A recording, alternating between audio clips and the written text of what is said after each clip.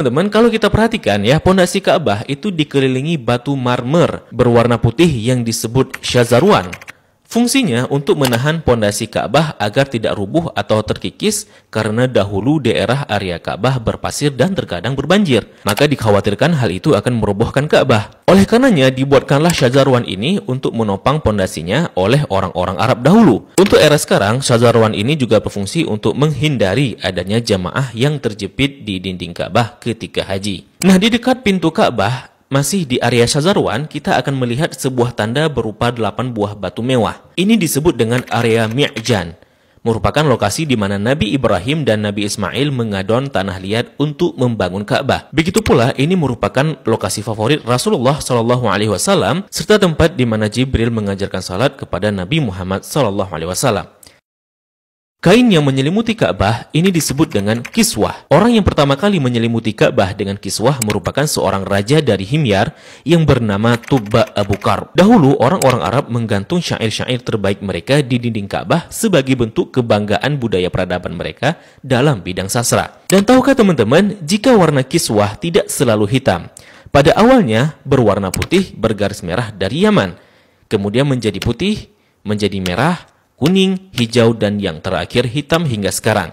Tulisan kaligrafinya ditulis dengan benang emas bertuliskan ayat-ayat Al-Quran. Kiswah juga memiliki kain dalaman berwarna putih yang disebut bithana kiswah untuk meresap panas dari dinding Ka'bah. Biasanya kain kiswah diganti pada tanggal 9 Dzulhijjah dan bekasnya dipotong-potong untuk dihadiahkan kepada orang-orang tertentu. Nah, dari pintu Ka'bah, di sebelah kiri pojok Ka'bah tersimpan Hajar Aswad di dalam sebuah cangkang berwarna perak. Pintu Ka'bah sendiri berjarak 2 meter dari lantai. Pada awalnya teman-teman, pintunya sejajar dengan lantai. Namun karena terjadi perampokan isi Ka'bah, kemudian orang-orang Quraisy berinisiatif untuk meninggikannya. Nah, dalam perjalanan sejarahnya, pintu Ka'bah telah berubah-ubah baik bentuk, sendi maupun bahan bakunya. Pintu yang ada sekarang merupakan hadiah dari Raja Khalid bin Abdul Aziz, Raja Saudi, dan dilapisi emas murni 99 karat seberat 280 kg dengan total biaya 46 miliar. Dan itu dana dari tabungan Raja Khalid sendiri. Nah, pintu ini memiliki kunci dengan desain klasik dan secara turun-temurun sejak dahulu kala dipegang oleh keluarga keturunan Qusay bin Kilab bin Murrah. Dan pintu ini hanya dibuka 2 kali selama setahun, yakni pada awal bulan Sya'ban dan awal bulan Zulhijjah untuk dibersihkan. Dan untuk memasukinya diperlukan tangga portable. Dalam Ka'bah sendiri tidak memiliki lampu, sehingga ketika memasuki Ka'bah maka akan diterangi dengan penerangan dari luar.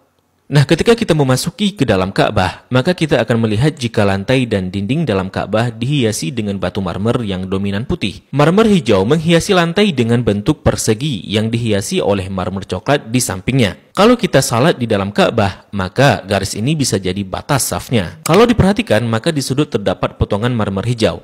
Ini sebagai tanda bahwa Rasulullah SAW melakukan salat di tempat ini saat memasuki Ka'bah. Begitu juga di bagian pojok dan dindingnya dihiasi 1, 2, 3 marmer hijau. Di bagian atas juga terlihat ada beberapa buah saluran udara yang didesain sedemikian rupa. Jika kita mengadah ke langit, maka kita akan melihat jika langit-langit Ka'bah dihiasi dengan kiswah berwarna hijau. Jika diperhatikan, maka terdapat tulisan Ya Manan yang artinya Maha Pemberi. Kemudian di bawahnya sebelah kanan bertuliskan Ya Dzal Jalali yang artinya yang memiliki keagungan. Lalu di sampingnya bertuliskan Wal Ikrami yang artinya yang memiliki kemuliaan.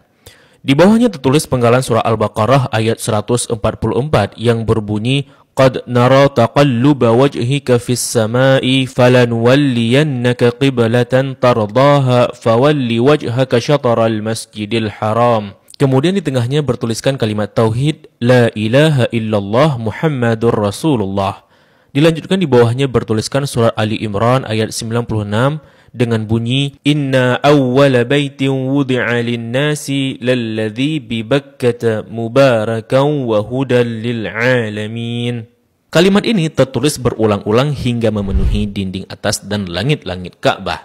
Di bagian atas terlihat jika langit-langit Ka'bah ada 3 penyangga yang kemudian ditopang oleh 3 tiang dari kayu dengan diameter 44 cm dengan jarak antara tiang 2 meter sekian.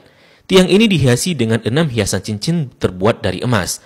Bagian bawah pondasi tiang berbentuk kotak yang besarnya dapat diduduki oleh orang dewasa. Orang yang pertama kali memasang tiang di dalam Ka'bah adalah Abdullah bin Zubair saat pertama kali memugar Ka'bah selepas wafatnya Rasulullah Sallallahu Alaihi Wasallam. Di bagian atas tergantung harta karun berupa kendi-kendi atau lentera kuno yang terbuat dari emas dan perak, merupakan hadiah dari pemimpin-pemimpin negeri Muslim pada masa lalu. Kalau ditanya, kenapa kendi-kendi ini masih digantung? Ini merupakan tradisi yang sudah ada sejak masa silam. Nah, di bawahnya, tepatnya di antara tiang, terlihat sebuah meja heksagonal berwarna putih dengan atasannya dihiasi marmer hijau. Memiliki kabinet penyimpanan dengan 2 pintu dan 4 engsel. Memiliki 2 pegangan.